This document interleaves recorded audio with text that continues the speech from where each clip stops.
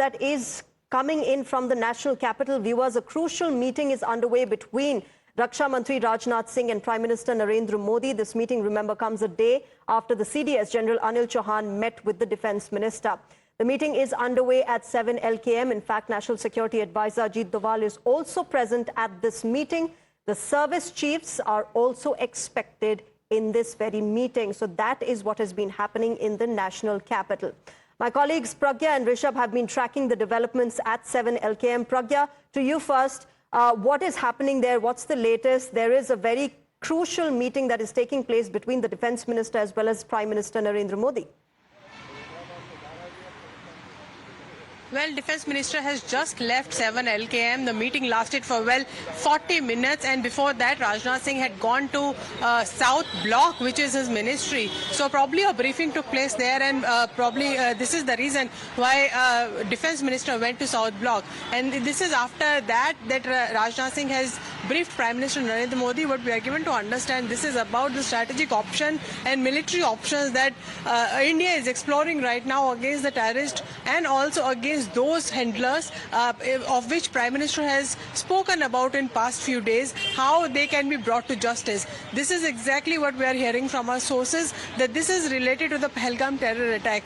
And the meeting went on for 40 minutes. We are given to understand very strategic, very crucial meeting that has taken place and very significant in wake of border issues. And obviously there are many other issues that needs to be discussed. But the Defence Minister, we need to be prepared in case of any military strike. We know that there are tensions at LOC. There are no LOC right now because of the Shimla agreement put in abeyance by Pakistan. So we are exploring all situations right now. And you know, the attitude of India right now is that we are not going to forgive Pakistan this time. It means enough is enough. And when India briefed all the ambassadors, foreign ambassadors, by the MEA, they were briefed. It was not about explaining or seeking their approval about this. It is about telling them that we have evidence, we have proof that Pakistan was involved in it, and we are going to take action against it. This is just for the information's sake that they have told these ambassadors. So in a way,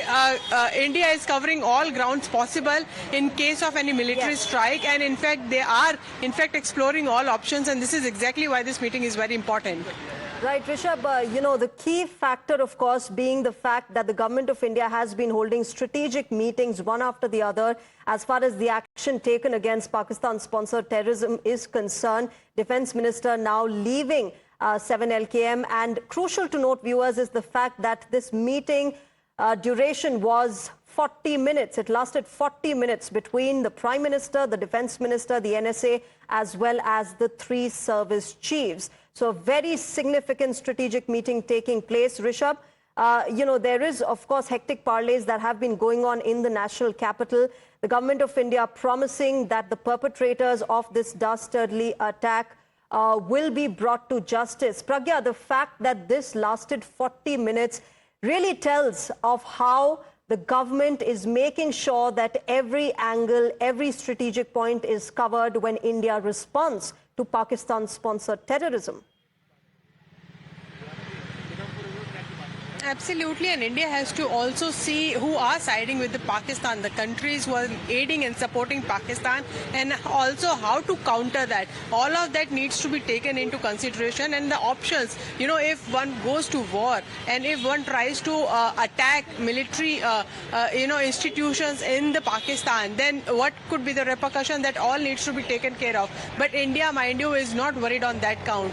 India is of the view that it needs to bring those terrorists to justice, even not just the terrorists, but the handlers also. And in fact, military is involved, Pakistan's military is involved in this terror attack. And this is the first time that India has named someone in the higher ups in the Pakistan government and blamed him for this particular terror attack. We had seen in the previous instances where, Lat Mohammed, Jaish-e-Mohammed, etc., all these terrorist organizations have been blamed. But this time the blame lies at the doorstep of Pakistan Army. So given the fact that this has become very serious and government's intention is also very serious right now, Prime Minister has said that he is very deeply pained and hurt about this terror attack, and that badla liya jayega, and everyone, all the innocents who have lost their lives, their kins will get the justice, and those who had perpetrated the crime will also get justice.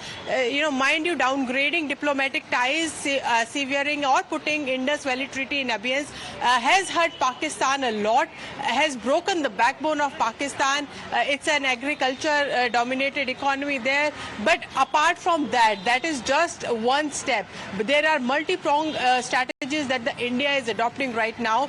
Obviously, there is no international support that Pakistan is getting, and India knows that. And India this time has also made it clear to the world leader and organizations that they are not going to take terror lie down this time. Everyone is comparing this attack to Hamas attack, and everyone expect India to attack, like Israel did, and also avenged many deaths that took place there.